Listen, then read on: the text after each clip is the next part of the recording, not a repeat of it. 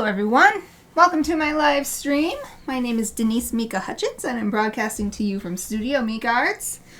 It is Thursday, which means it's time for some more illustration work.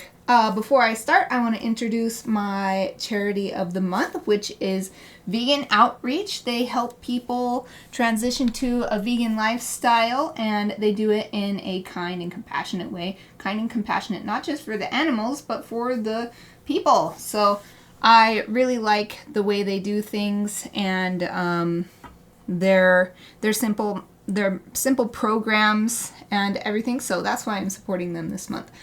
All you have to do is watch my stream and bring your friends. I make a donation at the end of the month based on the unique viewer count here on Twitch. So you can help animals and you don't have to spend any of your own money. Just spend a little bit of your time with me. If you want to support them directly, there's also a donate button under wherever it is, depending on where you're watching. Now that I have introduced our charity of the month, let me talk about what I'm going to work on today. So the past week, this weekend, last week, I think, I've been working on my, 0208 is when I started it. So last week, started my 2024 Gryphon birthday card, and I've done all my brainstorming. I have a little basic scene to help me visualize. And I've also picked which animals I'm going to fuse together to create a new Gryphon. It's going to be the little pied cormorant plus a tiger quoll. I don't know if it's quoll or quoll. It's Quoll. I have not yet looked up how to pronounce it. I think quoll sounds right based on the spelling. But yesterday we did a whole bunch of thumbnail sketches, which I'm super proud of because we almost filled the page, and I never do that. I maybe fill half the page. Here's an example. Summer Gryphon, which I was really struggling on, and I still have not quite settled on. Kind of like this one. That's very pretty. But yeah, this is, look at this, is so robust, and this is, and I know it's because I was live streaming them yesterday, so I had to keep making sketches. When I'm just doing it on my own, I can easily find some excuse or something else to look at or whatever. Anyway, today I thought, got all these great sketches. I'm not sure which one I want to do, if I want to try another one. I do have one more, and I can always print another sheet. But I want to switch it up and do some sketches of the animals that I'm going to be turning into Gryphons. I did a little bit last week. I will get those pages open. I did maybe just half a dozen sketches, not very many. Here we go. The little pied cormorant. So this is out of my imagination. It's a toucan plus spider Gryphon. So I did a few here and a few here, but I can do way more in preparation for drawing my final Gryphons with these animals combined. And I did not do any of the tiger quoll. So that's what I thought I'd work on today. And then it might even give me ideas, seeing pictures of these animals in their natural habitats doing things that are natural to them might give me ideas for my birthday card scene. So I'm just going to use my phone to find some images to draw from, reference images. So I may as well continue with the little pied cormorant, since there's a few spaces I could add a few more drawings. So let's see, little pied cormorant.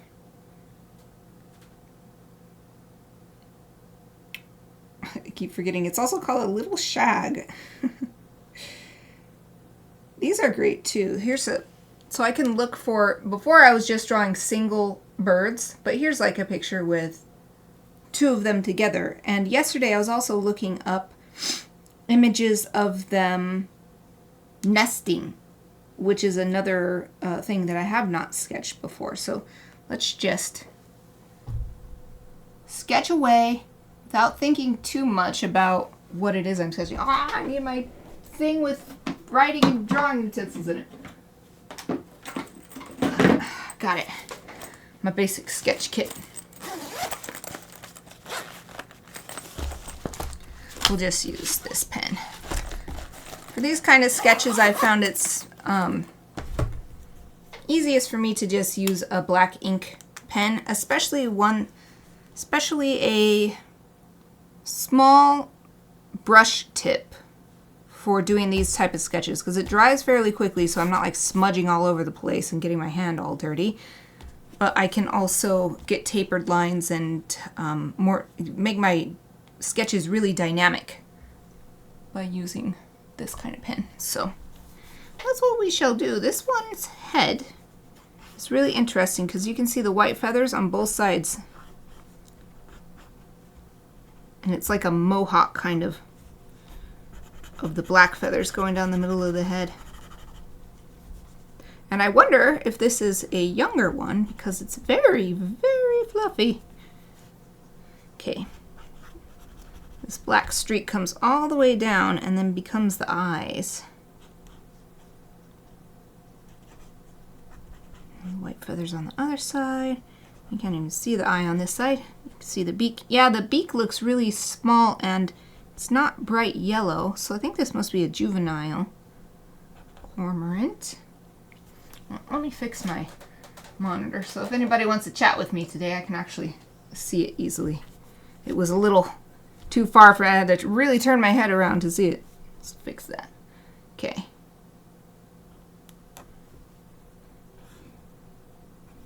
And a beak. And this image is a bit grainy, but the reference image I'm using, but that's actually a good thing in a way, because then I can just get the gist of the bird instead of getting too caught up in the details. And this one's neck is all folded back in on itself, so it comes out like this. And I actually love this. It's so elegant when birds have their neck like this. Alright, so there's that one. This one's Buddy. It's looking around backwards. This is a profile view, and the face looks very long in comparison to this one. Maybe it's an adult with their child? Which is great, because that's the kind of scene that I'm drawing. Sharp, thin beak, and the feathers grow out pretty far into it. Very, very fluffy here on the front. Big, long, almost finger-like feathers coming out. And then the feathers get more smooth, but still rough. As we go back along the head.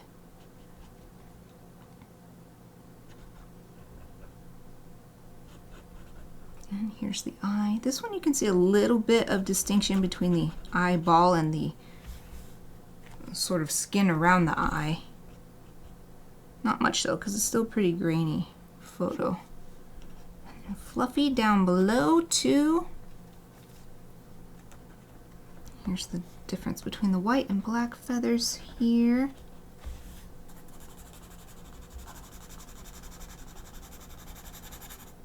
No, it doesn't make any difference to the cormorants, but they have such stylish plumage from a human perspective. They look very, very stylish.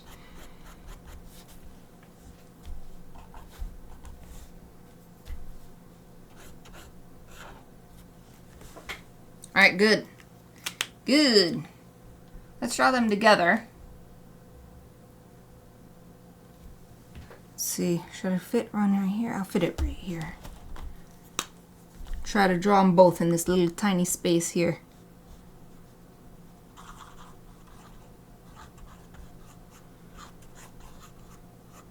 For this kind of sketch, I like to use a lot of really fast, swirly lines. Just get the overall shapes, not really worrying about, does it look like a cormorant? Instead, it's like, are these shapes fitting together correctly? Are they the right size compared to each other? And then you can add the details on top. Yeah, this has got to be a juvenile. The beak is so small. Oh, my own notification dropped down and blocked my view on my phone.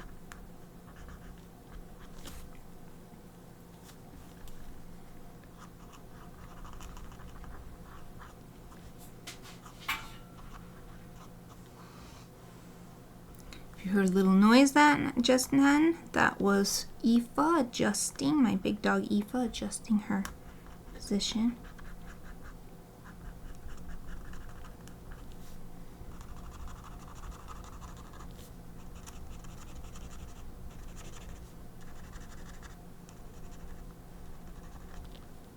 Oh, I'm drawing this part so fast I did get some ink on myself. See a little bit of black plumage here. Sort of the crook of the neck. And their feet are black. Oh, Exie is here. Hello, Exie. How are you? The little sliding in, lovely little animated. Looks so good still. How are you doing? Thank you for joining me. Hope you're doing great since yesterday. I can just barely see their feet in this picture. So sort of the parts I can see, I'm gonna do a general approximation, but they're very in shadow, so it's very hard to see actually. I think that's good. All right, let's find another picture. Oh, wonderful. Yay. I'm glad you're okay. How are you? I am good. I actually had a meeting with another volunteer from the Protego Foundation, who I have chosen the last 2 years as my charity of the month for December. And they're interested in having me come on as a volunteer as well. So I might be doing a little bit of art or something to help raise money. So I'm feeling pretty excited after that meeting. It was a really nice meeting. I had lots of ideas and they listened and it was great.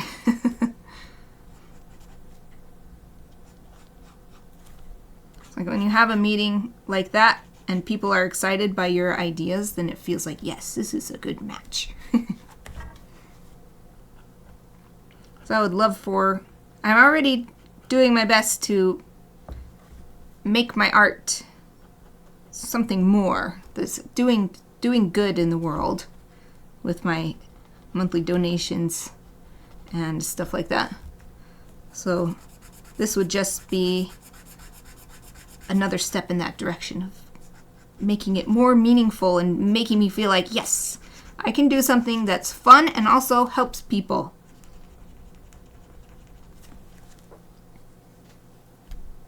Anything fun going on with you? Are you still making movie posters? I've been thinking about that. I haven't seen any new ones recently. Because I just don't check social media, so. Oh, that one turned out pretty good. Here, before I flip to the new page, I'll show the close-up of the sketches I've done today. Practicing these birds. I mean, I don't really need to practice the bottom half, to be honest, because it's not going to be part of the griffin, but ah! This page flipped out and then it scared me when it hit the table. Oh, you stopped. Well, that's okay. If you're just doing it for fun, if it's not fun anymore or you lose interest, then may as well stop. You don't need to force yourself. So the ones you made were pretty cool, though. Yeah, I understand. I understand that. That's what I made it very clear during the Protego Foundation meeting that I was excited to help, but I only have a very limited amount of time, so if my limited amount of time won't work, then I guess it won't work, but it seemed like it would work. So it's so nice when people are really understanding. But it sounds like everybody over there already volunteering is in the same kind of boat where it's just so busy. Here's another interesting picture. I'm going to do this one, spreading the wings, maybe drying off from being in the water. This is a nice one for the griffin part because it's mostly showing off what is used in the griffin, which is the wings, the head and the wings. Oh wow, I didn't know you were doing that. Daily drawing challenge. Is it? Hold on, I'm shaking my shaker bottle. I've got my water in here, and it has like the dregs from my green smoothie in there, so that's why I shake it, even though it's just water. Anyway, what's the drawing challenge? Is it something specific, or is it just like draw every day or something like that? Ah! Nice refreshing water. Okay, draw on this cormorant spreading its wings. This is a beautiful pose. And I think to the cormorant it's probably just a practical pose, as I imagine they are just drying off. Natural beauty, these birds. And I love the way the neck is like it's like a beautiful snake neck. I suppose all birds with long necks have that, actually, though. Okay, and we've got these feathers coming off here. Almost look like their own entity. They're lifted up so high and then this kind of round shape. That's why I think it's a drying pose, because the feathers are like clearly all lifted up from one another. Oh, prompt list. That's fun. Are you doing any specific media or anything?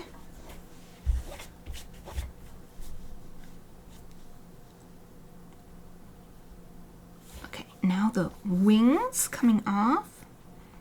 Come straight out and then up like a upside down V, and then smooth curve down. Gorgeous. It sort of follows this down, and then here starts these like flight feathers.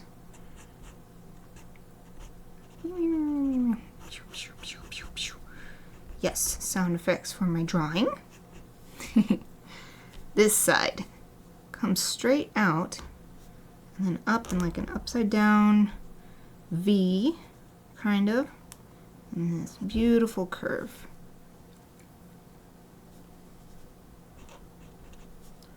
And then flight feathers.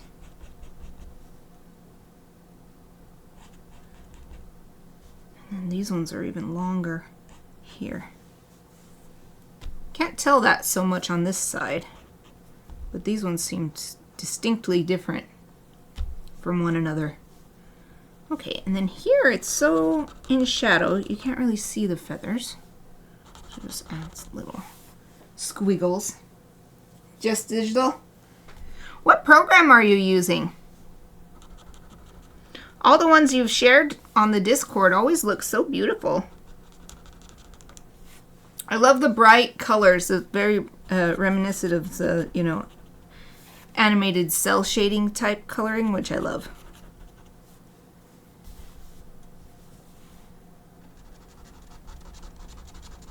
Okay, just adding squiggles for shading. This is such a lovely pose. I feel like doing all this detail, even though I'm just doing practice sketches to try to learn a little bit of how these animals look. Of course, I'm going to use reference for the illustration, but I feel like it helps to get my brain warmed up.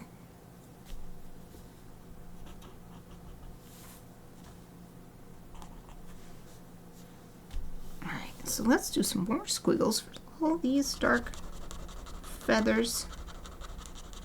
Goes all down, and then especially in the middle of the body where the wings are casting a shadow, being lifted up like that. You're welcome. You use Photoshop. I can't remember, do you have the Creative Cloud too, or do you just use like an older version or something. I used to use CS5 forever. I used it forever. I finally got Creative Cloud when it wouldn't work anymore. I would uninstall, reinstall, it didn't matter. It was just such an old program. It was broken. I was like, well, I've got the student discount. So, and then they were doing like I think it was a Thanksgiving, like Black Friday sale on top of the student discount. So for my first year, it was only $15 a month, which is a super, super good deal. And then the program was so good that I was like, oh man, even once it goes back to being $50 a month, I've got to have this. This is too good. And I've had it ever since.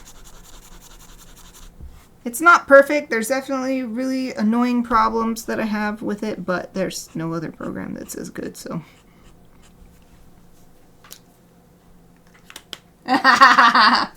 Dude, I totally understand. Yup. Say no more. Let's see.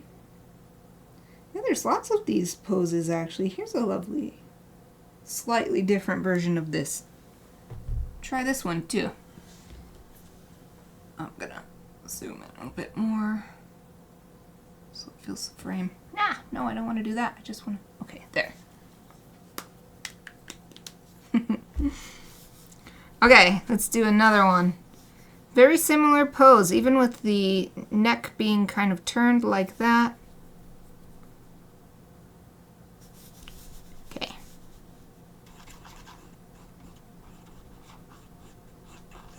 Just looking for really basic shapes first, and then adding on. It's like it's the same pose, but drawing it from this angle feels quite different.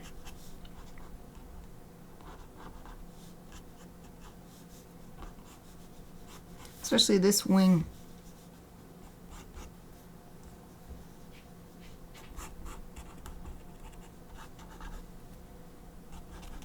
Okay. And this cormorant is very, very sunlit.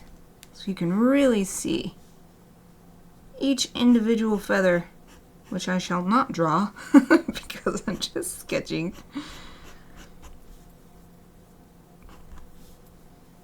But I can really tell where different types of, or different groups of types of feathers start and end because of the way the sun is just lighting up each one. Okay, and we've got these feathers that come down the back. And then the wing sort of drapes over the back.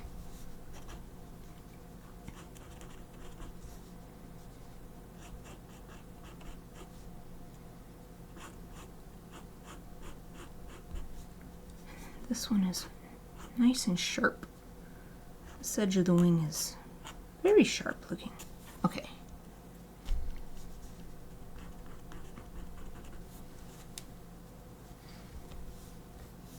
And there's a little thing of feathers here, a little line of feathers there. The closer they get to the body, the more sort of irregular they look. I'm sure they're not irregular, but it's just the appearance. It's like they're all jumbled together. Alright, and then the tail, once again, it's all fanned out, which is another thing that makes me think these are drying off poses. They're getting themselves dry. Why would they put in the effort to spread? Because it takes muscular effort to spread the tail feather, so why would they do that? I mean, I don't know. I don't know about the world of being a bird, so maybe it's not, but based on my limited applicable knowledge, this is what it seems like to me. Okay. Shadowy area. You can see the foot a little bit. It's cool how they have webbed feet, and I don't often associate webbed feet with being good at gripping, but all of these cormorants are all gripping rocks and stuff. Like they seem like they get along just fine. I mean, obviously they do, but I'm having my presumptions challenged. Okay, and they all have these lovely big spiky feathers right coming off the beak, and then it smooths back. Yeah, they really do look very stylish. It's like a cool hairstyle, like a cool person would have.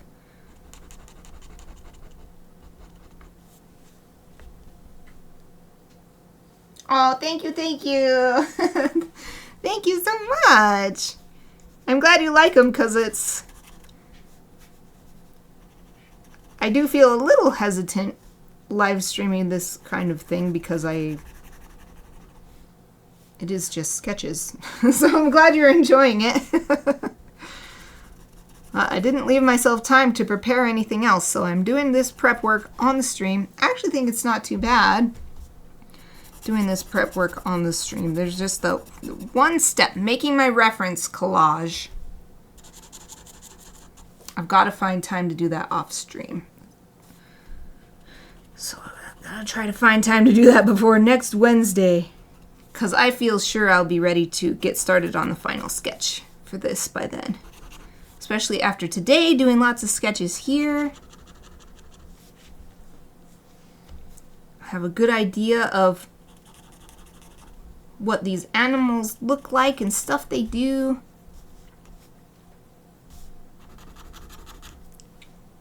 Oh, and the tail feathers are black too, of course.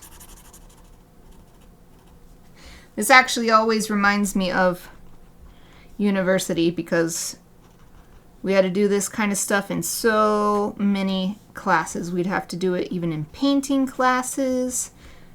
And lots of people hated doing it, or they just, okay, I can't say that they hated doing it, but they would never do it. But I find it so useful. I'm really glad that I had to do it in all those classes.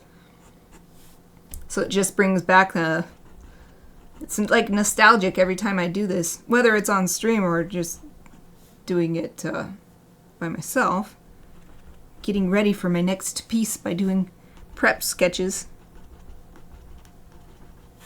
Alright, that's good enough. Let's find another one. I think I'll fill this page with cormorant sketches, and then we will go to the tiger quoll, and because we have not drawn anything of the tiger quoll. Let's see, what's a pose or something that I have not really done? I'm just scrolling down in my Google image search. Oh, this is the same pose, but this is a very different angle from the side.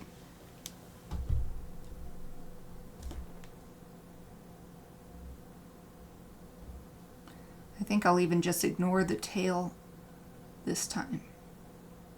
Not ignore the feet, because the feet will end up being the front feet for the griffins, and I got to keep that in mind that they're going, if I have their feet doing anything, which I guess will become their hands because it'll be the front ones,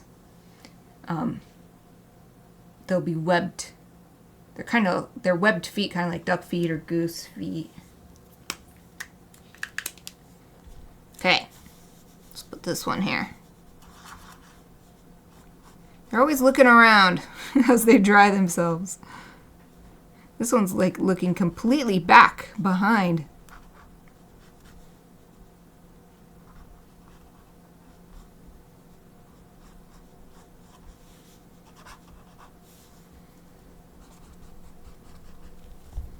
This is the lifted wing here.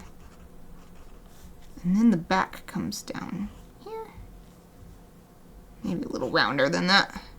And then the other wing cuts across like this. Round. And then it's actually, the feathers are here and then it actually comes out like this. Oh. If you heard a big sigh, that was Chappie just now. Chappie just did a big sigh. This is another one where you can clearly see each individual feather. Yet again, reinforcing my idea that they are purposefully fluffing up their feathers as much as possible and spreading them out to get them dry.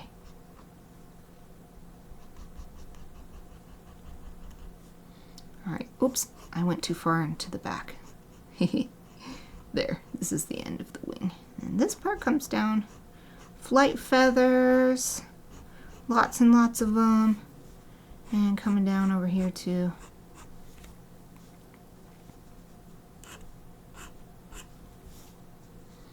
And then these little ones.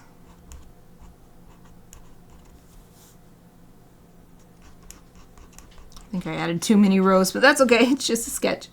Okay, this wing comes back like this. Then up towards the face. And a beautiful round curvy shape like that. Yep.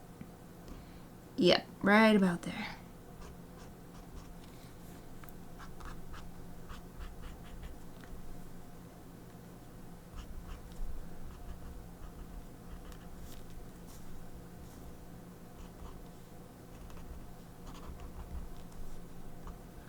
Oh, another bit of evidence that this is a drying pose. The bottom part is clearly wet. The bottom part of this cormorant, the feathers are all stuck together, spiky. Right, the feet. This one is interesting, standing on the edge of a sawn-off log. So it's like its feet are at an angle like this. Oh wait, it's actually coming out this way. Let me look close. So it looks like there's 3 toes, like this. Ignore my pinky. There's 3 toes, and then like a little grippy thumb toe out to the side. That's what I think I'm seeing.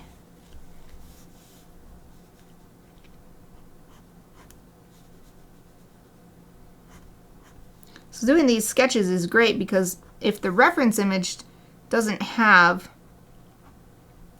say it doesn't show this little like toe or thumb like toe, but I decide that my sketch really needs it to be showing because of the position I want to draw it in, then I have that information in my head and I can just in my head edit the reference and sort of pull from the reference but also pull from my imagination, which is fueled by these sketches.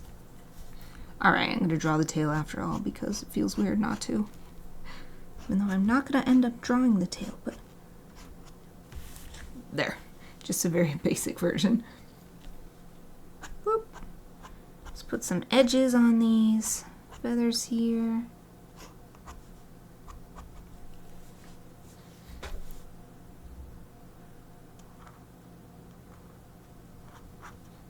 Some of them, the black that goes around their eye actually goes all the way down the top of their beak too. Oh, and this one has a smoother head than those really spiky ones I was seeing. Alright, and the black feathers come around like this so that you can almost see no white feathers at this point on the neck. Of course, it's all black feathers from here on.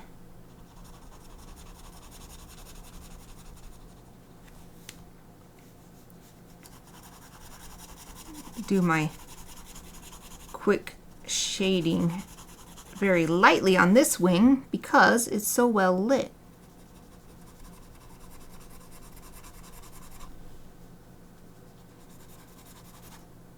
And these are actually white because it's white on the belly.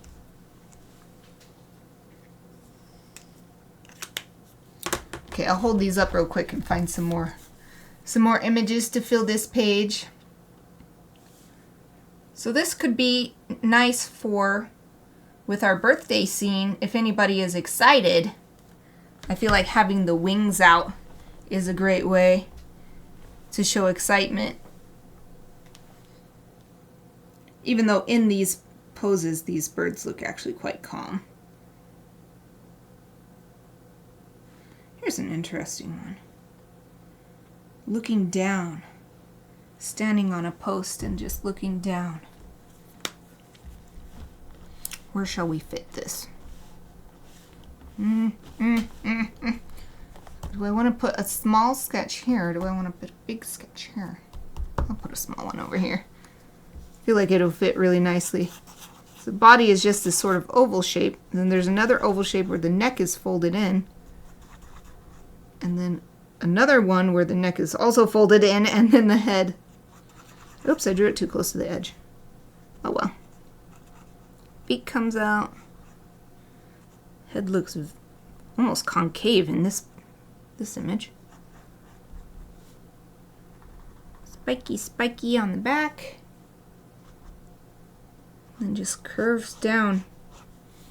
The wings are folded in, so it's a very oval body. Spiky front feathers. Spiky, fluffy. That kind of idea.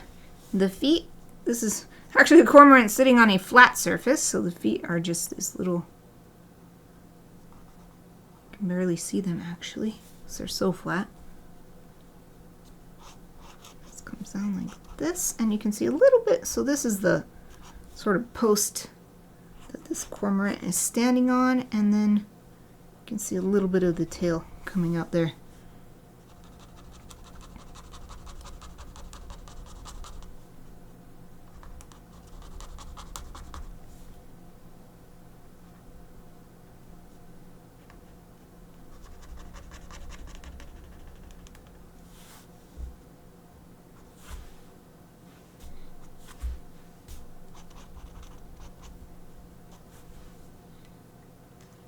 Well, I guess I can put a little shading, a little hatching for shading. There.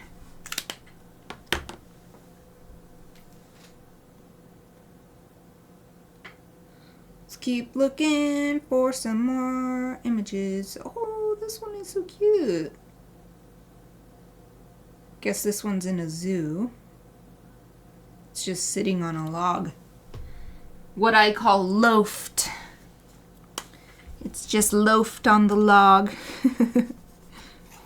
Head, neck all tucked into itself. Very big round chest because of the neck being tucked like that. And just sitting on this log. It's looking off into the distance. Beak.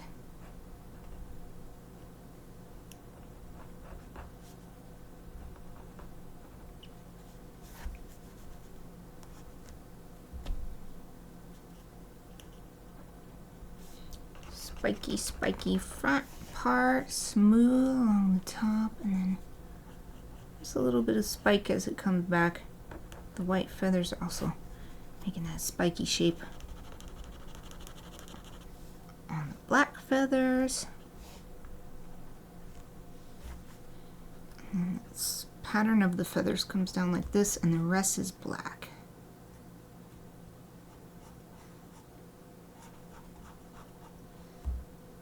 Sort of goes over the log here, or branch. I guess the difference is whether it's attached to the tree still, then it would be a branch, or if it's just laying on the ground, then it's a log, and I can't tell. Oh, this is black feathers. And there are a few little spots of black feathers coming into the white here on the underside.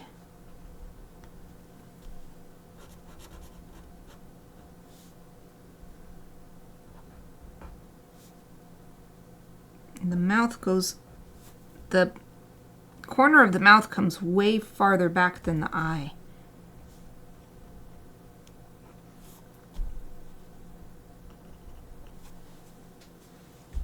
Let's draw this log slash branch to show why is it shaped like this? Why is there this curve right here?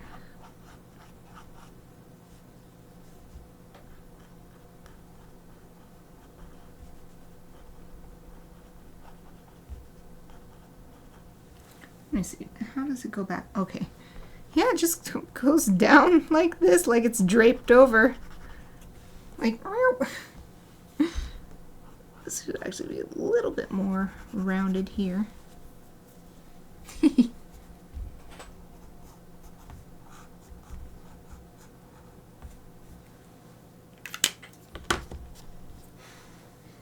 find another one, at least one more to fit on this page.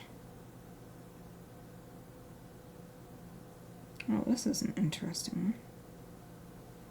This is a very different looking one. Looks the same and yet different. The beak color's a lot more orange. But this is a great pose to fit in this little space we have on this page. Alright, the body is huge compared to the head in this pose because the head is actually, the neck is like back behind the body. So overall shapes. Long oval for most of the body, then another oval on top of that, and another different oval for the wing.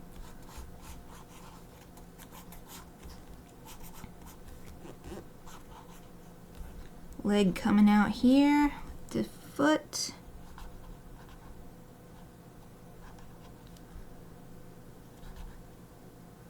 I think the reason why I'm surprised at how well they seem to be able to stand on uneven surfaces with their webbed feet is because, maybe, because I'm thinking of my experience with like flippers for humans to swim with, and they're all stiff and stuff, so it feels like the birds must have also these stiff feet.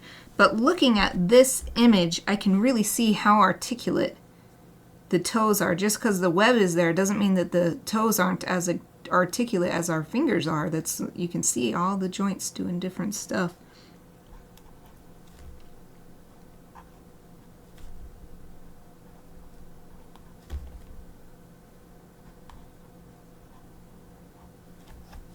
This grippy thumb is gripping over the back of this. This one's also on like a log or a branch. A blanch. That's a totally different thing. Blanch. Okay. Now let's get this basic shape for the neck. Bent all back behind the body, and then the head sort of just sits on top. Like this. And then this is also a great different angle for the beak that we haven't really done. Sort of like up and turned. So viewing from the bottom and the side at the same time. Seeing the underside of the beak.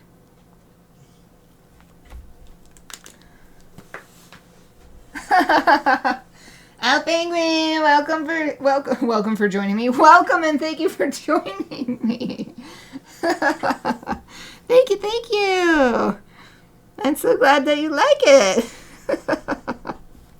How are you?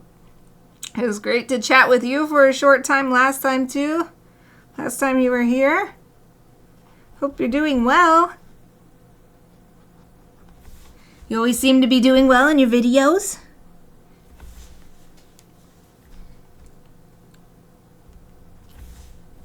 Alright, now that I've got all the basic shapes, going to add little details, the feathers sticking out. There's lots of little stray feathers on this one. I wonder if this one's also a juvenile, or at least a young. Or maybe it's just a different subspecies or something.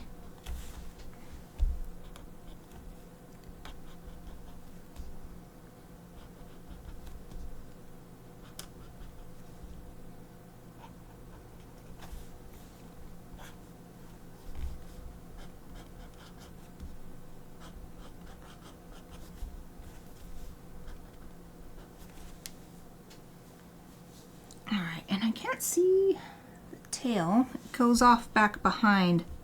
The wings sort of come together with the tail in this pose, and it goes back behind the branch. Another thing that makes me think this might be a juvenile is how kind of, let's say, lanky looking all the feathers are.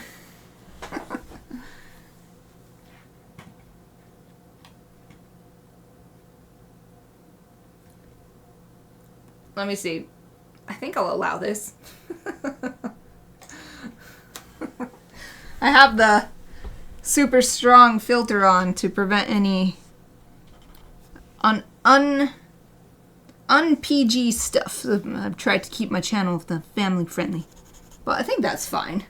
I don't think that you're trying to bully anyone or anything, so I'll allow it.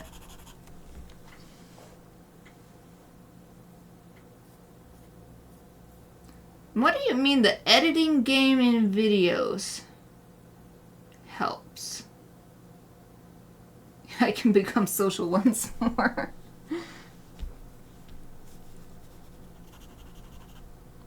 Oh, what do you mean about out of school too? I mean, you could say if I'm asking too much, you don't have to answer. You don't have to answer my inquiries.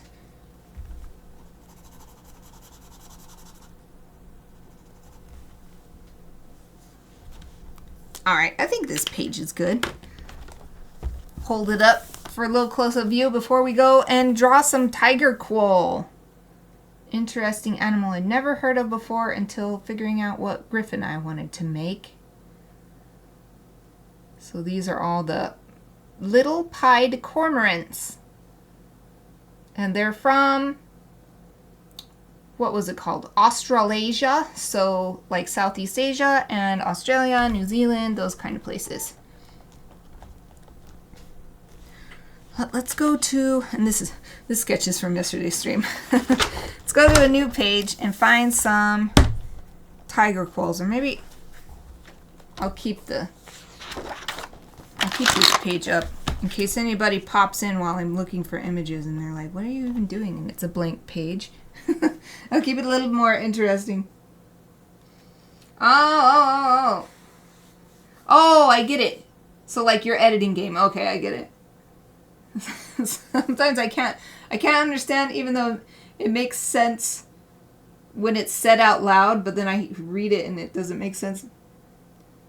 I get it. That's good. I'm so glad that your editing is improved. It's so nice when your skills level up. I feel like I'm getting better with streaming, actually, thanks to suggestions from my folks here. I'm learning so much all the time about Twitch. Let's see. Tiger, there was another name for this, but just like the little pied cormorant, there's lots of different local names and stuff. We just search tiger quoll. These are the cutest. Look at these things. Oops. Can you look? Yeah, Nikki, you're cute. Oh, they're so cute. Oh, look at this one. World Wildlife Fund, or is it Foundation? World Wildlife Foundation? Anyway, Australia. You want to focus? Thank you. Look at that one. Yawning. Oh my God. There's one with people holding them. They're so small. Oh. Okay. I've actually got to find ones focusing on the back half because, oh, what do you know? Look at this. Perfect. Because this is going to be the back half of the griffin. So, even though they are super cute in the front, I've really got to make sure I'm focusing on drawing the back. I can draw the whole thing, of course. But if I get too into their super cute faces, I'm not really practicing for my illustration, so. Oh, Wolf is here too! Hello, Wolf, how are you? Yay! It's a party in here today. 3 chatters, awesome! How are you, Wolf? Hope you had a great day at work. If you did go to work today. I don't know your schedule for sure, but you're often coming on after getting home from work, so that's why I asked. We are doing practice sketches today. I just did, oh, I'll show you because you just got here. I did, not that one today. Not these ones today. These were yesterday, right? No, these were last week. So I did a few more on this page from last week, and then I filled up this page as well, sketching the animals that are going to become the griffin for this next illustration. So now we're going to work on the back half animal. tiger quoll. So cute. The tail is so long. So long. So as usual, just sketching really basic shapes with little swirly lines to begin with. More about general shape and placement than any details. And then we got the tail coming out. Long, long tail. And it kind of tapers. It's thicker at the base and thicker at the tip. So it kind of tapers small and then gets big again. And this one is like sitting on a log, so the tail is curving down over the log. What is it called when they puff out their chest? Oh, birds? I actually looked up brooding recently because I was trying to figure out what it is when... What is it called when birds sit on their eggs? That's brooding. When the birds sit on their eggs. I'm not sure what it is when they get puffy because, I mean, not because, but I think it's kind of amusing to me that I don't know what it's called because Sora does that. Sora is my female pigeon, rescue pigeon. She does that to me anytime I go in there to feed them or clean the cage or anything. She gets real puffy for like 2 seconds and then zoom and then start get out of my house. But there's this rise as her feathers expand. But I don't know what that is called exactly. I've seen someone call it nesty when a pigeon is nesty or something. But that's not like an official term or like an established term, I don't think.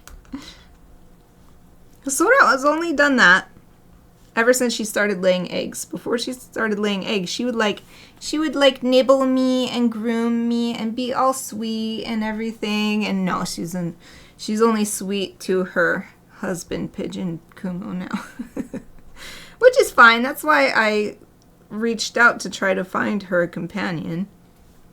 Because I knew I couldn't be there for her. Not the way I would like to, because I already had a cat. And I wanted to get some more dogs. So, yeah. I don't know what it's called. Okay, I don't need to focus on the face too much, even though I want to, because it's just not going to be part of the griffin. So we really want to focus on the back feet and the tail. And maybe the way the front half attaches to the back half. Attaches is not the right word, but it will be attaching when I'm putting the two animals together. So the way this has a bit of a hump here, that's the kind of thing I want to pay attention to. Loyal. I don't remember what I was talking about. Sora?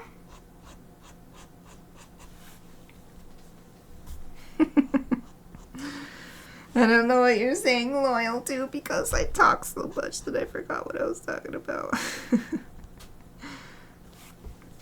Okay, next picture.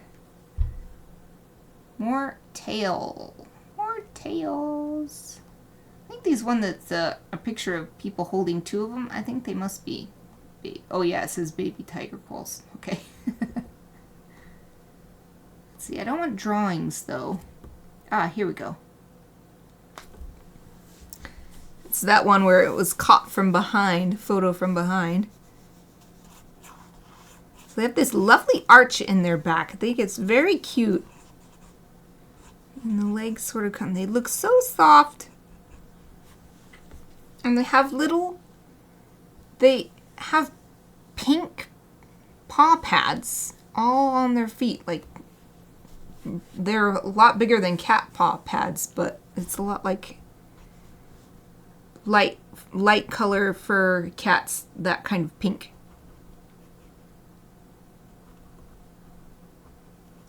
You can't really see the whole foot here because there's a stick covering it. There's this other leg.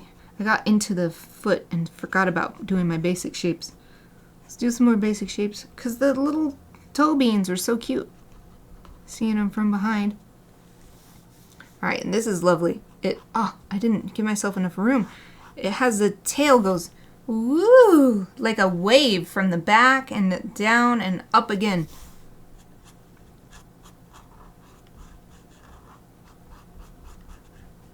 Boop. Oh, speaking of my pigeons, I brought them in for their annual checkup today, and they were given a completely clean bill of health, so I'm so happy. They were not healthy last year. They had some mystery digestive illness or parasite or something. And we couldn't figure out exactly what it was. We were just giving them this medicine that works on most stuff forever. And the pigeons got really scared of me because they were like, "Are you going to force feed us liquid again?" And I'm so happy I don't have to do that anymore, and they're all healthy. They did get car sick on the way over, though. Felt bad about that, but at least it's only once a year. Unless they do get sick. But they shouldn't get sick because they're indoor. They're indoor pigeons.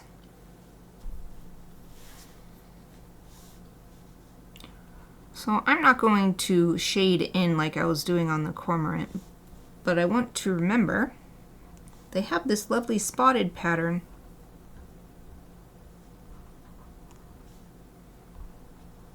Probably so they are camouflaged in the jungle. So I'm just going to draw the outlines of the spots. The spots go all the way down the tail too. It's not like with well, I guess tigers have stripes all the way around too.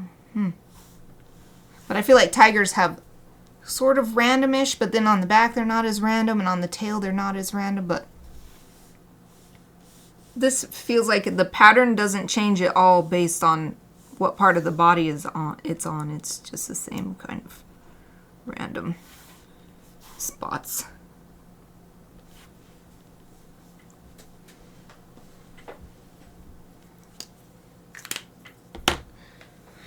Anybody do anything fun today?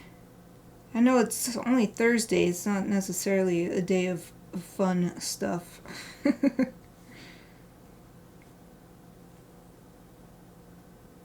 I had that meeting with the Protego Foundation to see about doing some volunteer work, probably with my art, and then there was something else. Oh yeah, the pigeons. So that's what I did today that was different from normal.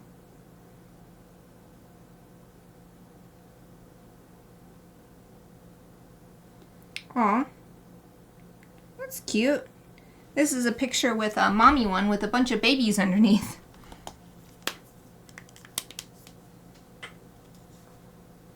Okay. Oh, that should be fun. Well, hopefully it'll be fun going to dinner. New group. How did you meet the new group? They like friends of friends or something, or is it like a work thing? Or like a meetup group? I've gone to dinner with people from a meetup group before. Actually, multiple different meetup groups. Oh, yeah. Rest day. Good. You always need the rest day, too. It's good. I always remember learning that from Dragon Ball Z. Oh, yeah. Once you get achy, I feel like it's diminishing returns, so you definitely got to get back to zero before you start trying to build more on top. Oh, okay. So more like a meetup kind of, capital M meetup kind of group.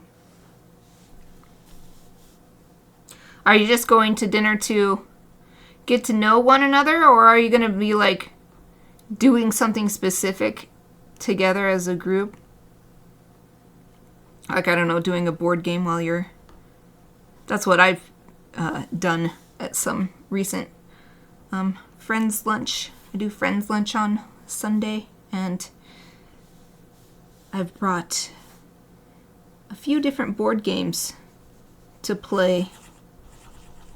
But I found it's better at the one place than the other place, because the one place is a lot bigger.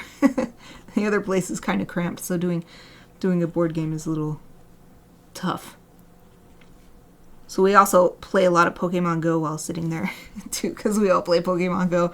So we're just all there catching stuff, and sometimes we'll trade with each other or whatever.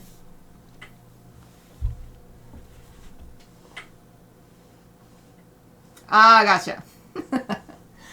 Understood. Thank you for being respectful of that. In case, as you never know who's lurking. Everybody's welcome to lurk, so. Well, I hope it goes well for you then. I made the head too small, but that's okay because we don't need the head. More interested in what is it like with. This image is great because it shows a parent with their children. And that's going to be the focus of this illustration, with it being a family birthday scene. And it's cute seeing the little baby ones crawling all around underneath. Again, it's just these like little round dappled spots. It's actually great because they really are super unique to each one of these animals, so I can just totally make them up as I'm drawing them for the illustration. It's not like a tiger where tiger, yeah, they're different tiger to tiger, but there's still this overall kind of visual expectation. Now the head's way too small, but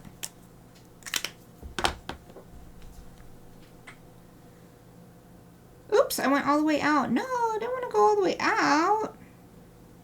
Oh, well, this is perfect timing.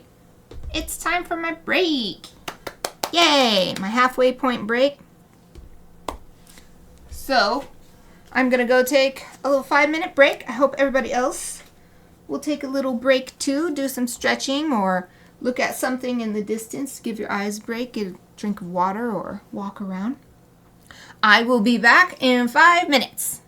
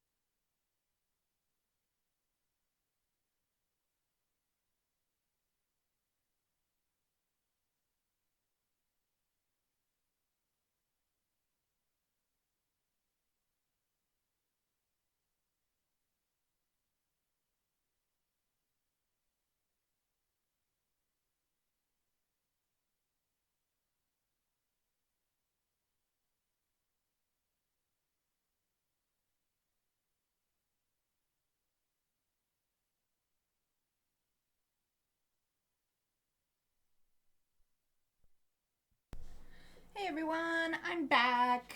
I am going to turn my volume up slowly. Hopefully that wasn't too startling of a return. Oh, it looks like Wolf departed. If you're still here, Wolf, goodbye. Thank you for joining me. Oh, Exie, hello, hello.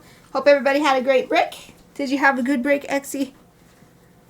I don't know what would make it a good break because it's just 5 minutes, but hope you were well during the 5 minutes we were apart.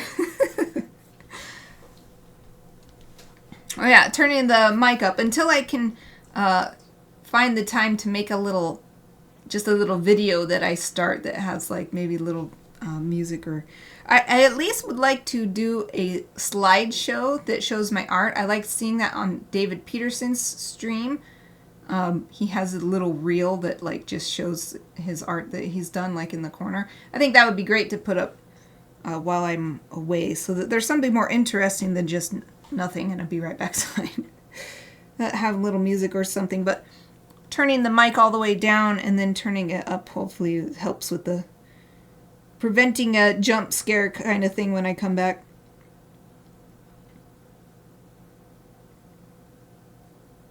Okay, so I'm just looking through for some more images of the tiger quoll that shows... Oh, cute. These are on the back, but I can't see... I really need to see the tail and the back half, but I can show you real quick what I'm talking. There's two babies on the back of one. I think this is a marsupial. I feel like I read that in the Wikipedia page.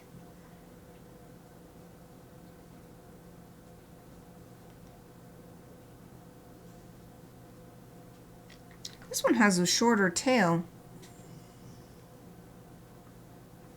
I wonder if it's a young one?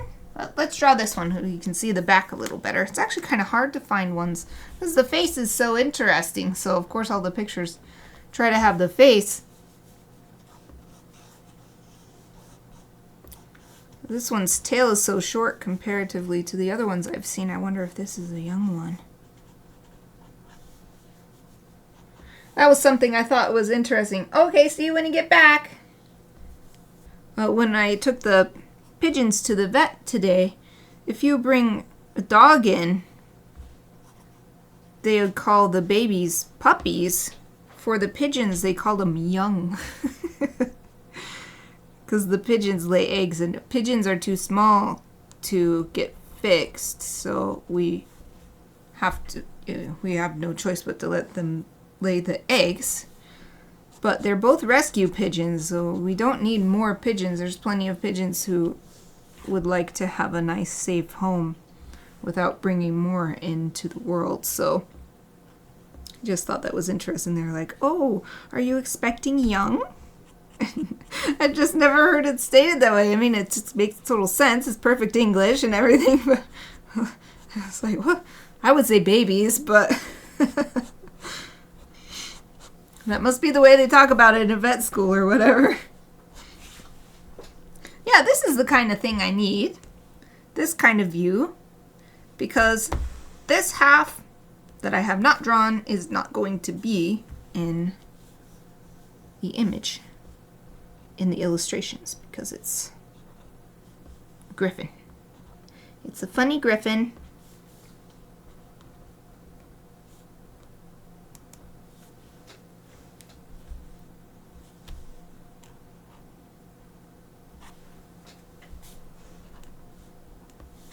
Something I do think I need to avoid is making this pattern. It seems super random, but what it's not is repetitive. There's no like with tiger stripes, it's stripe, stripe, stripe, stripe, stripe. But with this one, it really seems like dappled light in a forest kind of pattern, so not any repetitiveness.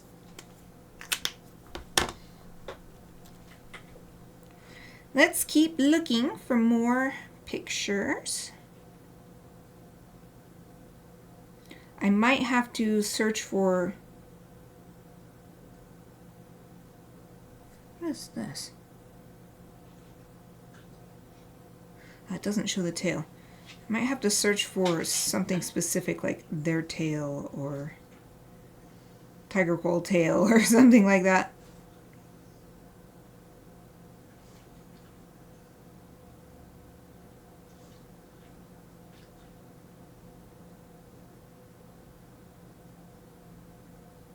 So many of them are just focusing on the front half of the body.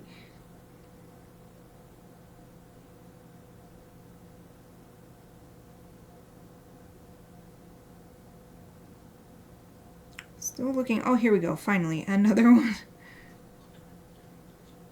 This one, the tail is being held very long and straight. It's in the middle of walking. Oh, welcome back! Yay! It's so nice not to be alone. I mean, I do see 5 viewers, so hello, all the lurkers. I'm always happy to have you too. But it is nice to have someone in the chat. Okay, so more just back half. Back half of the quoll. Their feet are very soft. Their whole body actually looks very soft. Which sort of belies their status? I don't know if it's status, if the word status isn't. I'm pretty sure these are predators, but they're so soft and fluffy.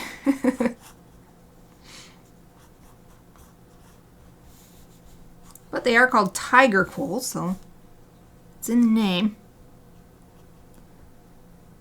A lot of these look kind of chubby, but this one looks a bit thin compared to the others I've seen so far today.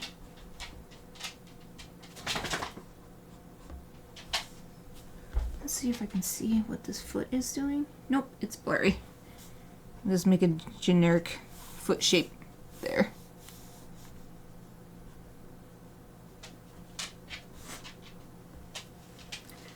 If you're hearing puppy nails on the floor, that's Aoife. She got up and did a big stretch. She's looking around. Ah, I see.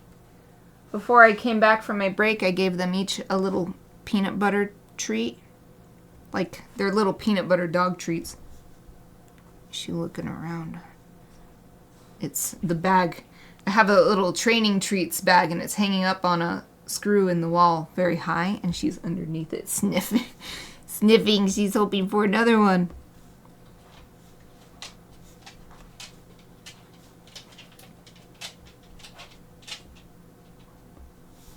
With this pattern on the quoll, also I'm noticing, sometimes you can get these really long, like elongated looking marks. Other times you get really smooth, round ones, like oval shapes.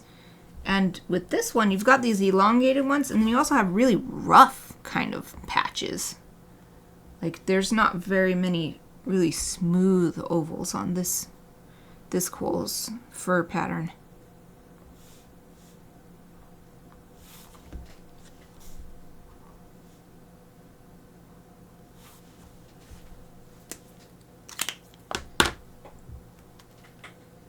Let's find another one. Guess what I could do is look under, because on Google Photos, it'll show you similar photos. Yeah, that's a good idea. Here's one from behind.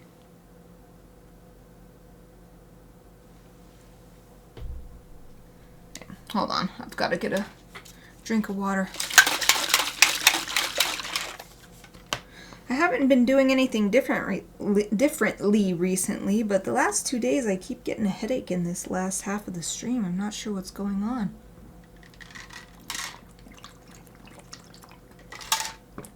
Hoping that drinking some water will help.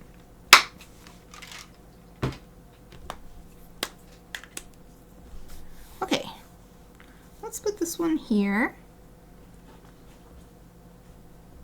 This is a great shape from behind because it's not just like straight on behind. It's sort of curved around and you can still see the face. But the tail is also coming straight out at the viewer in this angle. And this tail almost looks like it has a crook in it.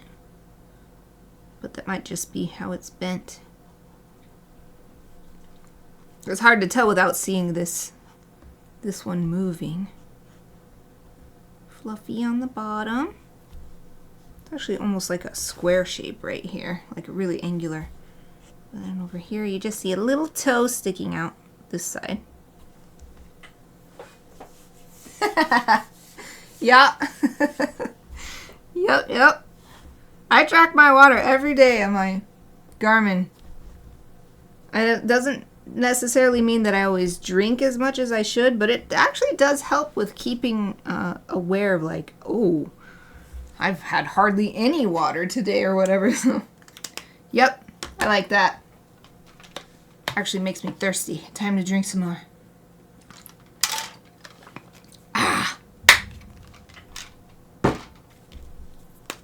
I try to drink actually I can just look. I try to drink 96 ounces a day. That's 4 24-ounce bottles. When I drink that much, I find that everything seems to work best on my body. So there's all kinds of things that I'm thinking of. Just in general, I seem to... The machine that is my body works best if I can drink that much. But not all at once. It has to be like 24 ounces in the morning, another 24 ounces like around lunchtime, another 24 ounces before dinner, and another 24 ounces before. It's got to be evenly throughout the day. Doesn't really work to just drink a bunch. It's actually, that can be dangerous because I always think of how sad it was. A long time ago, like the early 2000s, I think, someone died doing a water drinking contest to get a Wii. Like a Wii gaming system, and they didn't realize that was dangerous. It was like sponsored by a radio station, and the person freaking died just to get a game system. They didn't know that would be dangerous. You can't drink a bunch of water at once. It basically just makes your cells break down because they can't take in any more water and they just break down. So stay hydrated, but don't overhydrate. Moderation is key. Okay. This will do a little hold this up for a minute, show where I've come so far, because I know my setup is really far away for little sketches like these. So this is the one with the mama with the babies underneath. They have a lovely round back half. I think these are going to be really cute griffins. So you can sort of imagine now, perhaps. Let's flip to this other page. It's going to be these on the back and this on the front. So I'm thinking, because these are black and white, not the drawings, the animal. Black and white feathers. These are brown and white, maybe even brown and cream. So I think I'll take the coloring from here, and the brown will be black for the Gryphon version. Oh. There. Let's look for some more images.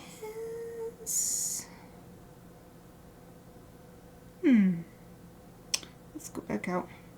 No more good ones there. So I really need... Oh, here's a good one. I really need the whole body with a nice view of the back legs and the tail. Yeah. Well, I've heard... So I have not looked into this myself, but I have heard that while no one has died on an endurance race like a marathon from dehydration, people have died from overhydration. So yeah, it's just moderation is key in everything in life, I think.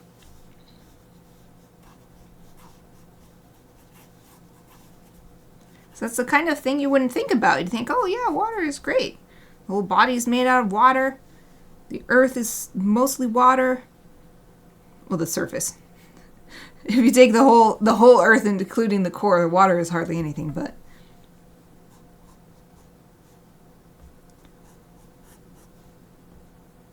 And all the games, all the fitness games I play, they're always like, stay hydrated and stuff. Actually, I do appreciate when the games say that, because every time that little message comes up and it's like, make sure you stay hydrated, and I'm like, oh, now you mention it, I am thirsty. Because I'm so into the fitness game that I wasn't paying attention to my cues from my body.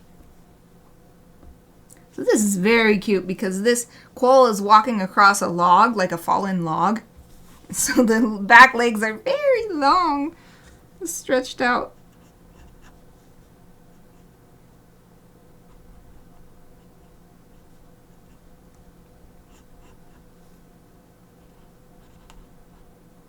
And here's the log part. So it comes out like this, goes along. So this foot would actually be down a little bit, I think, compared to what I drew. Some indications of the twisted looking bark. There. And I guess I don't need to draw the pattern on each one. So now I've got an idea of how the patterns work.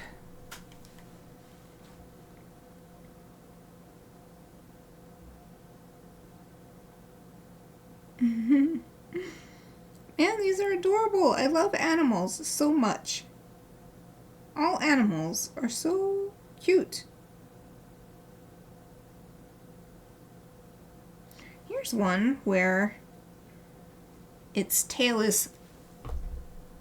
It almost looks like it just came over this log, this fallen log, and then the tail is still resting on the log.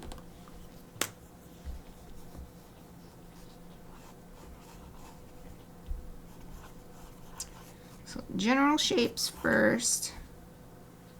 You can't even see. No, you can barely, it's in shadow.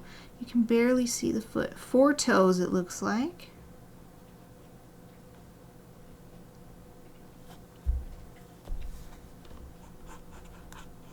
And the front feet come out here. I don't need to draw the front feet, because that will be, those birds' feet will become the front feet on the griffin. Alright, now here we go up over the log, which is great because it's going to be going over this sketch here, as if this sketch is the log.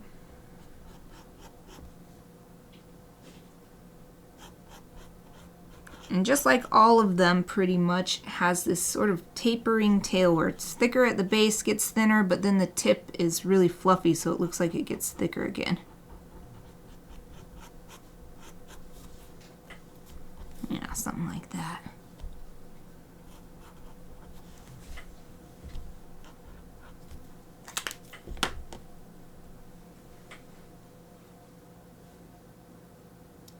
I realized during the break that I should have live streamed my schoolwork back when I was in university, because I would have gotten it done way faster. Even with chatting with you all, I still would have been able to focus better and get it done faster if I had been live streaming. Because it was so hard sometimes on some of the projects to get myself to sit down and do it, and then I'd have to do just like a overnight session, you know, just to have something to show. It was so stressful. Like, here I am doing school type sketching, a whole bunch of sketches. This was often a requirement to produce like 50 sketches of whatever thing or whatever.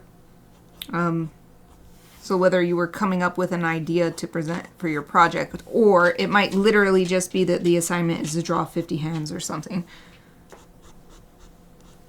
But we were so often required to do this kind of thing, and it was really hard to get myself to do it. There were other things that were hard too, like actually making the images. I remember at one point I watched like all the seasons of Sherlock because that was the only way I could get through. I remember the project too. It was a 24-hour drawing where you had to, not all in a row, but you had to literally time yourself and spend 24 hours on one drawing. it was an 18 by 24, so it was really big. And that was actually really hard to do, but half drawing, half like I was like listening to Sherlock made it way easier. And I really remember the fact that I remember the drawing I did, the setup. It was a still life. You had to do a still life, 24-hour still life. That was one of the last sort of technical skills classes that I had to do. It was so nice to get into the more, what is the word? It's conceptual art classes. Where instead of showing, yes, I can do a still life and depict something with realistic proportions, or I have control over this media or this kind of thing. Instead, it's like, I have this idea and I want to execute it this way. And you get feedback, you incorporate the feedback, and then you just make it. Those classes were the best. But I do appreciate, it's not like I think that doing this kind of thing, I mean, obviously that's why I'm doing it now.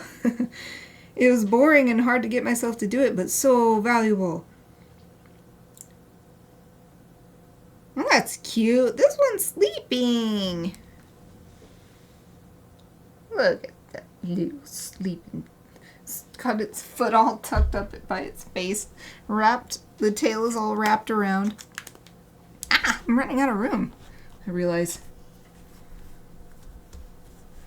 So this one I think I do need to draw the whole body because I can't really draw the tail wrapping around without drawing the body. So the back leg is actually hanging over the tail, stretched out like this. Ooh, and you can see the toe beans real nice in the claws. And then the tail comes out and the other back foot is resting on top of the tail. Oh, this is a great image. I can see they have a little thumb too, sort of, or like a dew claw type of thing. So 4 toes and then like a little dew claw type toe. Long claws coming off of there. And here's the tail tucked under. And then becoming a pillow for this one's head. Ooh, pink nosy.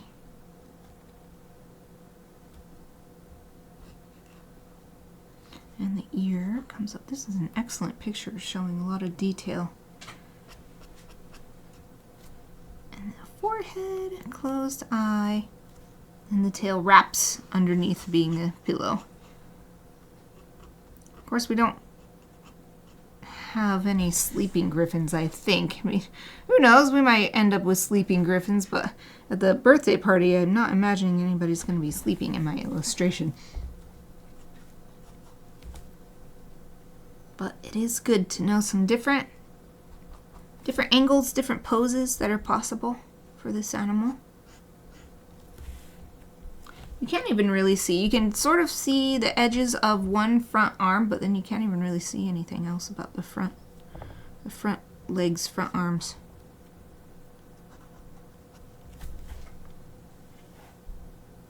Aw, that's so cute. Wow. Oh, my sketch is kind of confusing looking, but there. The mouth comes down like this, and you can see the little toothy hanging out.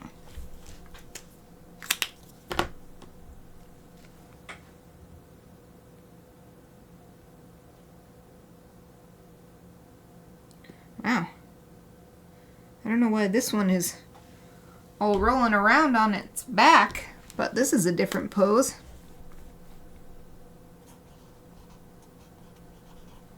This one, the closest part of the body to the viewer is this back leg as it's rolling.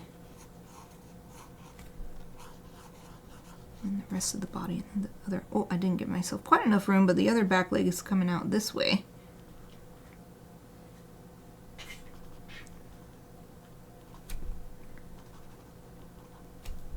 And the tail is wrapping all the way underneath, like a big circle.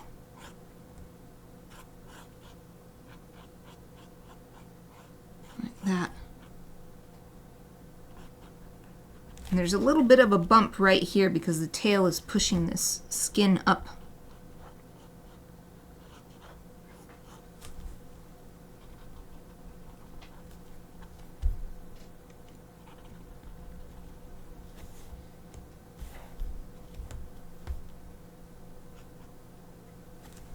Let's see, can I see the feet? Nice. I can see the feet fairly well here. Let's add little details there. Toe beans, long claws,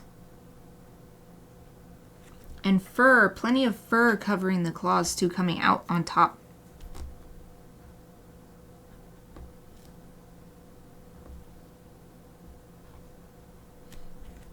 And yeah, it almost looks like a monkey's hand. The way it looks like it has a palm and a thumb.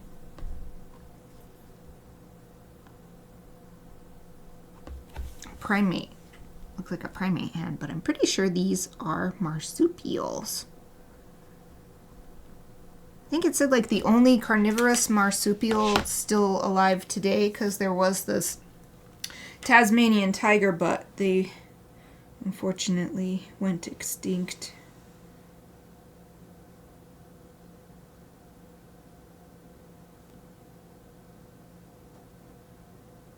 This picture's kind of small, it's hard to tell, and it's not that well lit, so let's find... Oh, that's so cute. These ones are all cuddled together, but it doesn't show the back half, it only shows their... I'll show you though. Aww, these cuddled together. So cute. Here's another one walking with the very straight tail. I guess they just make their tail really straight. Oh, and here's one running. Oh, thank you for joining me, and you're welcome. Have a good sleep, sweet dreams. Hopefully see you tomorrow or next week. Bye.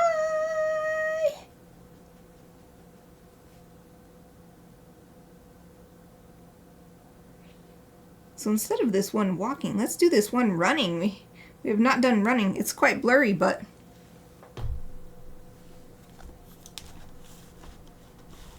also fit it in right here. Or maybe along the side here. This is a nice big spot.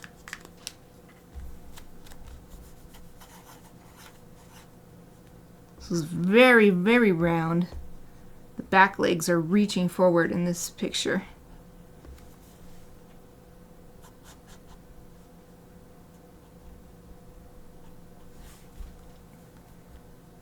And the back of the body is kind of angular. Comes straight down, and the tail goes straight out, but even is lifted up as well. So not super straight like that one. Has a bit of a lift to it. It makes it seem super long tail, having the legs tucked in like this. Front leg is landing. Front leg's on the ground. The back leg is lifted at the moment. I can't really tell if both... Yeah, I think both back legs are lifted. The front legs are opposite. So one is forward and one is back like this.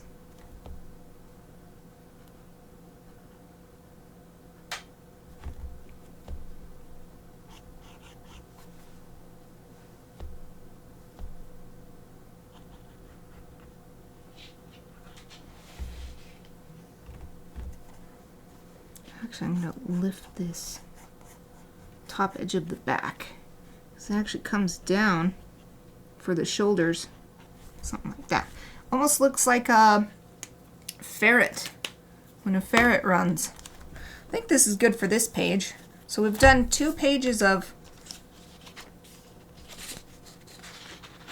We've actually done over 2 pages of cormorant sketches.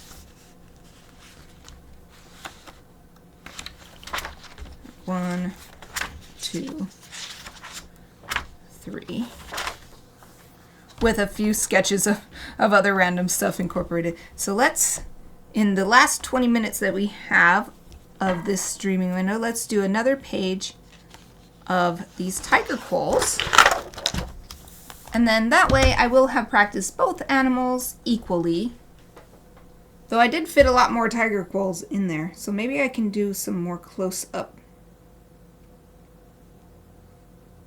a little bit more detailed close-up ones. It's just hard because all of the images I'm finding are not that detailed for the most part, that actually show the tail and the back half of the body. So maybe if I search tiger quoll tail, that will help show more. Oh, here's one on Wikipedia.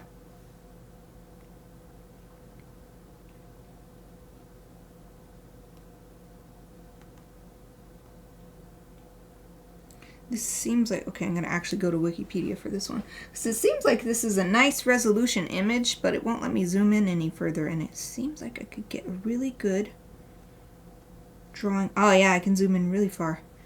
So this is just the top image on Wikipedia. And you can zoom all the way in to really see the details on the feet. So yeah, that might be nice to do. We did some zoomed in images of the heads of the birds.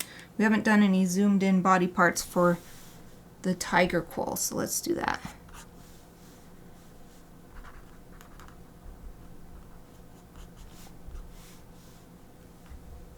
It's actually kind of hard right here to see which part is the fur on the animal and which part is the lichen on this rock. It's got a similar texture.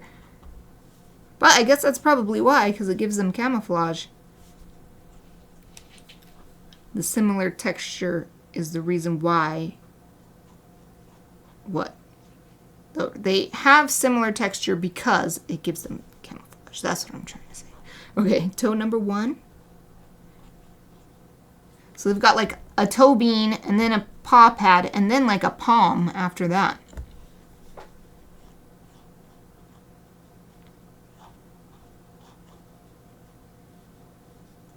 So like this whole back part is like palm. Aw. Eva just did like a little audible yawn. And this toe is rather flat, but these ones are curving up as it grips the rock.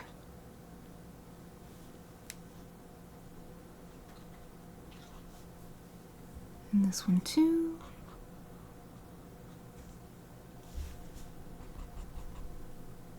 And then there's really fine fur along the side of the foot, but on the top it's a lot longer. Still way shorter than the rest of the body, but you can see a lot of texture here.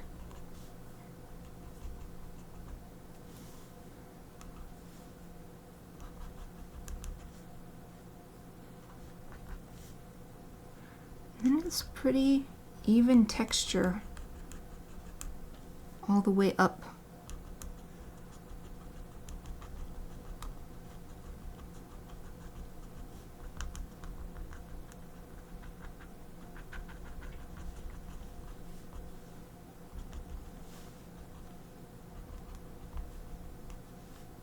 A little bit on the back. Of course, the whole leg at this point is fur, but I'm not going to cover the entire thing with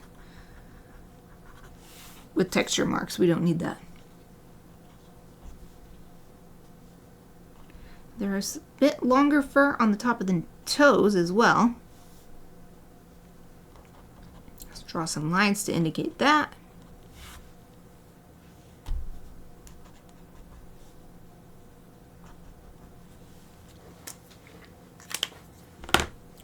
One foot done. What else?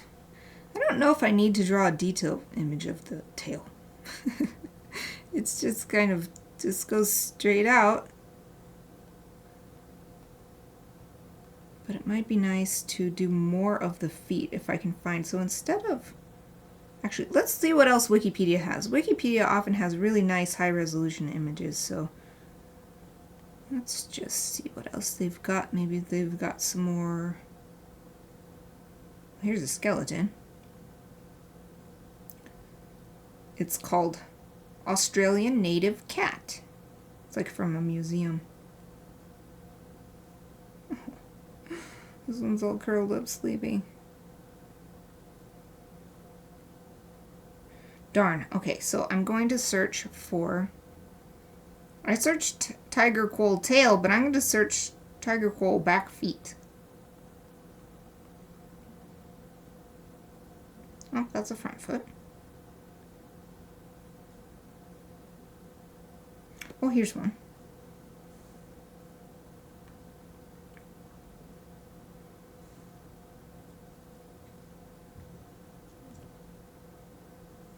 I've got to go all the way to the site to get a nice...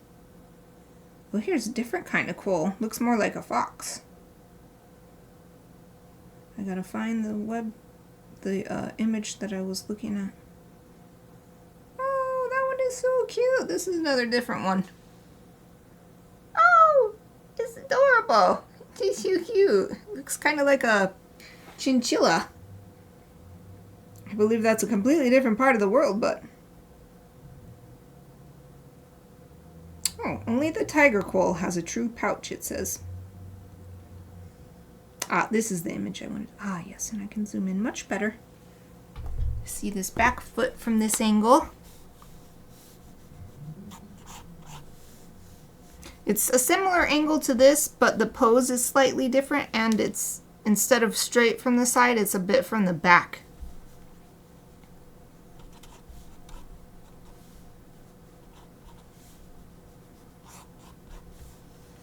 Comes down like that. Little round heel. Curves up, and then here's that toe bean. Little claw coming out. And you can't really see the other toes too much, unfortunately, but I am starting to get an idea of how the feet look in general, so that's going to be really useful if I can't find a really detailed reference image for the poses that I want to do, because then I can just use my imagination based on this information that I'm acquiring right now.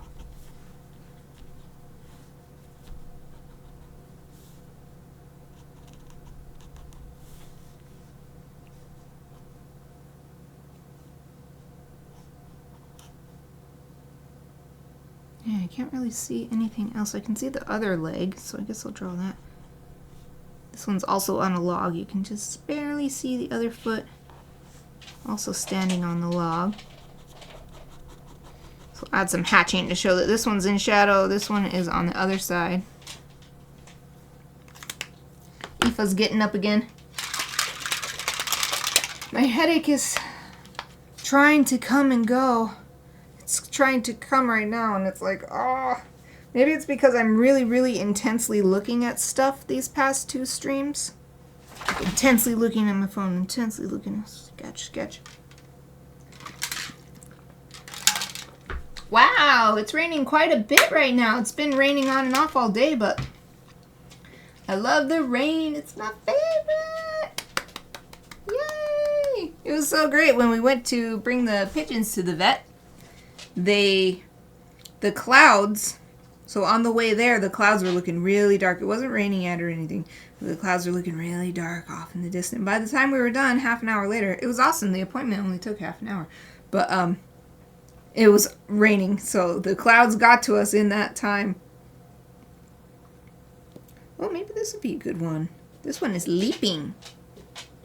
Let's visit the site and see if we can get a really big zoomed in version of this picture. Right? Yeah. So sad.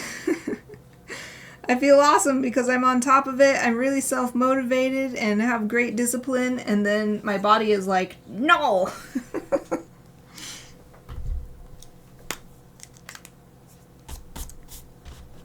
That's part of the reason why, I mean, not the main reason at all, but that's part of the reason why I decided when I extended my streams from 1 to 2 hours starting this year, that 2 hours was enough and I didn't need to do more. I was actually considering doing a shorter stream, but I'm like, let's just do 2 hours because it's nice to divide it in the middle with a break and everything. But yeah, I can't do anything for too long. That's why I do a 1 hour writing window every day and just do a little bit every day so that I'm always taking breaks, getting up and moving, and just doing something different. These 2 hour streams are the longest single thing I do on a work day, actually. So I think you actually might be right. That's why I've been getting headaches. So I've been concentrating really hard on developing this illustration for the past couple weeks.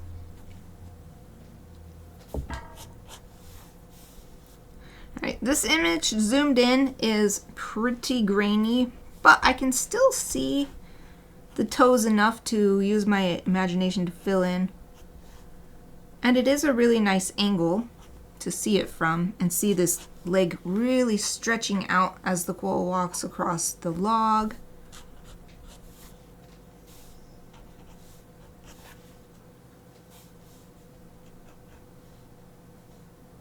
I think these angles here, as the legs come back and bend down, then becomes straight up and down, and then the toes bend again at like this almost 45-degree angle. That's really nice to see, to know that it bends like that. Oh, I just got my 10-minute warning from my calendar. 10 minutes left. This foot I cannot really see at all. I can see that there is a foot, so this is mostly my imagination drawing right now. I can see the fact that there is a foot, but it's so grainy. Grainy and lots of color, like visual noise, pixelated noise. Here's one. See if this one's good.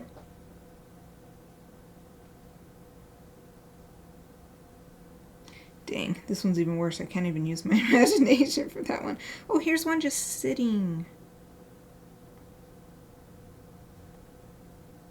Oh, this one, the image is so good I don't even have to go to the site. I can just use the zoom on Google image search. Awesome. It's very... Oh, it's so good that maybe if I go, I can zoom really in and get the toes. Oops, wrong one. This one. And then visit this site. Because Google image search limits how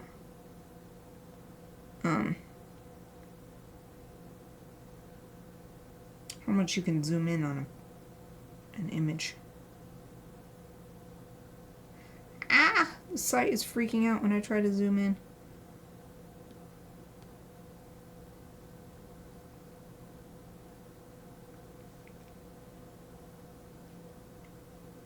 Interesting. It doesn't look as nice on the website as it does on Google. I'll just stick with this one. Because I love seeing, this is excellent. I can see from the front how these, I keep calling them toe beans, how the toe beans work. They're oval when you're seeing them from the front like this.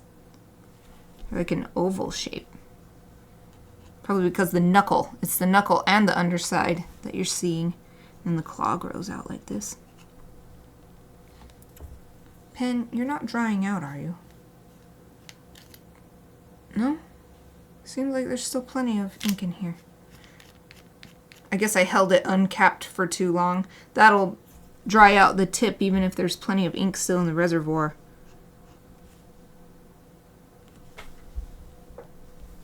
It goes around like this.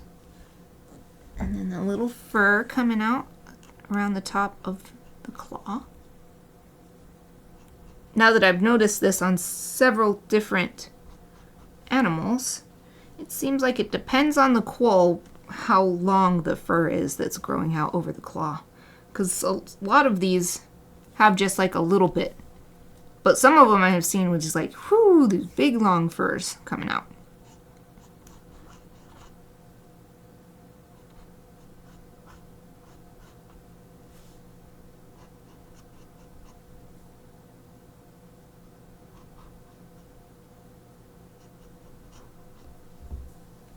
And there's 4 of them. And as we're going across the foot here, it's angling away from the viewer. So the claws are coming out more and more to the side.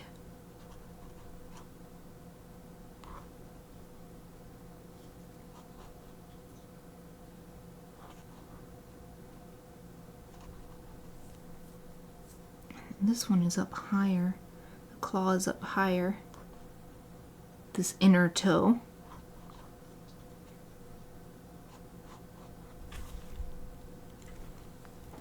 And then you can see the back of the foot right here.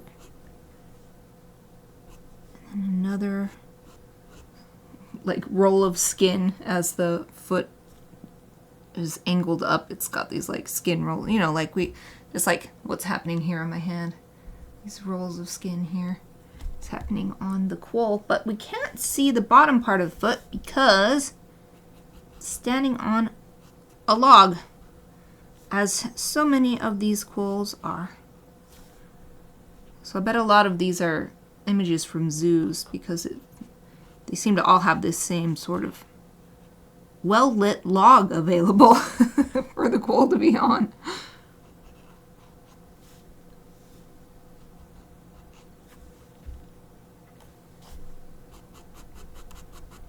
The fur is dark on the top, so I'm putting hatching here to show that contrast. On the bottom, it's the naked toe beans. There's no fur.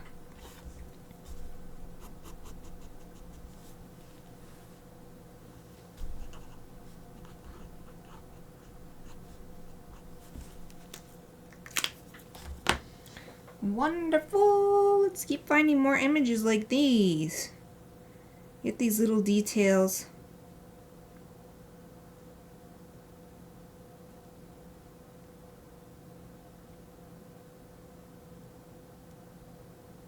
I'm pretty deep into the Google image search. Like you search, you click an image under that image, you click an image under that image. I was in there like 4 or 5 levels. Ooh, this would be nice if it's a... I think, let's try visiting the site, see if zooming in on the site would be better. Oh, we only have 4 minutes left.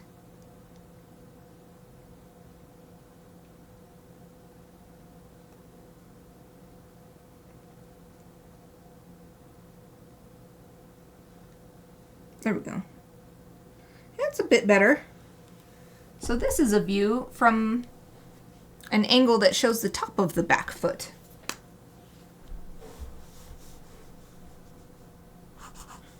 I feel like this really makes it look like a marsupial because it looks like a koala to me. I'm not an expert in what koalas look like, but in my mind, I feel like this looks like a koala. Little toes. You can see like it's got like a finger, like very long on the back foot. Oops, I didn't give myself enough room for how long they are. There's knuckles here. This one curves in. And then here's that sort of dew claw, kind of thumb-like toe.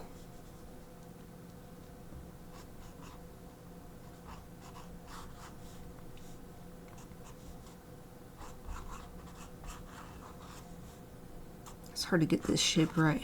I think I put this shape too far down. I didn't give enough room for the wrist. You can see claws coming out at the end. I think I could just barely fit these claws in here. And it's knuckles. Let's draw the outside now. I drew just circles to indicate the knuckles. So now let's actually draw the outline.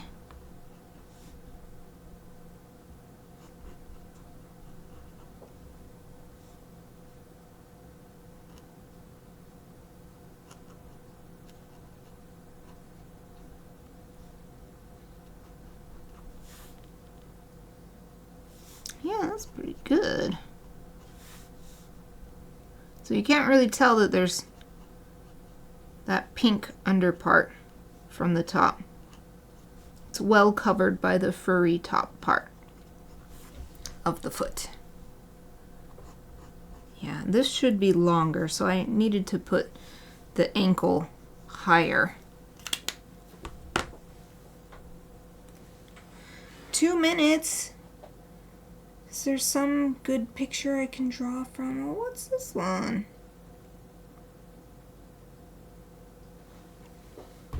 Try this one. Oh, less than a minute.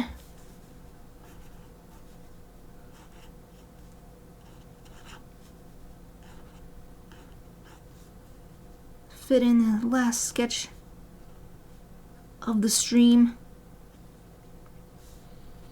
in shadow. The beans are in shadow in this one.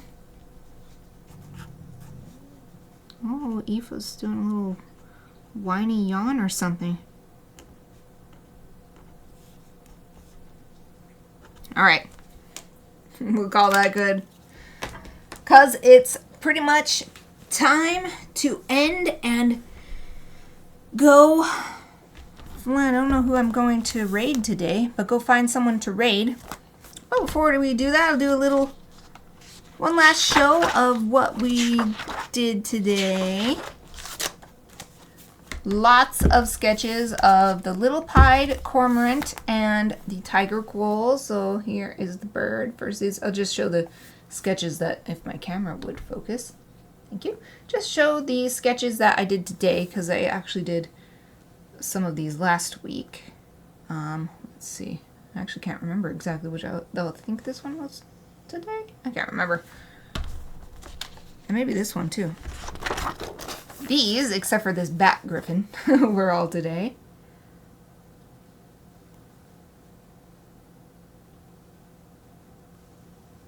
Birds are very fun to sketch because they have so many fun little details that you can include. And then a page and a half of tiger quoll sketches.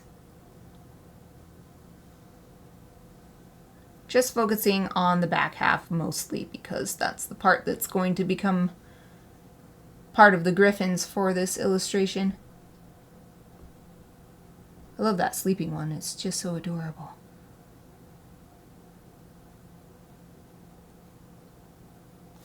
And then the other page I focused, for the last bit of work, I focused on the back feet. It's actually kind of hard to, they're often like behind the log or covered by grass, so a big focus on the shapes of the back feet. Yay! Another round of work done. Another step forward to my next illustration. Getting every angle of that marsupial cake. Yep. That's my goal anyway. Let's see. Let's see who we can raid today. I bet, yep, Margot Simone Art. She's always streaming on Wednesday, or Thursday. Okay, how do I do this? I have to go to, she's doing a 12-hour stream, intense. Surely she takes nice long breaks, I hope so. Okay, gotta get in me own chat. /raid. And Margot Simone. I think I'm probably not pronouncing her name right, but I don't know how, so. And I never asked. Boom! The raid has been created. Woo! Okay. While the raid counts down, I just want to thank everybody for joining me today. And I hope you have a great rest of your day. I'll be back tomorrow for Chibi Friday and hope to see you then. Let's raid!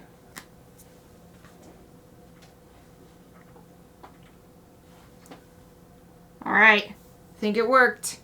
For anybody who stuck around on my channel or is watching the live stream recording, that's it for today. I'll be back tomorrow. Thank you for watching.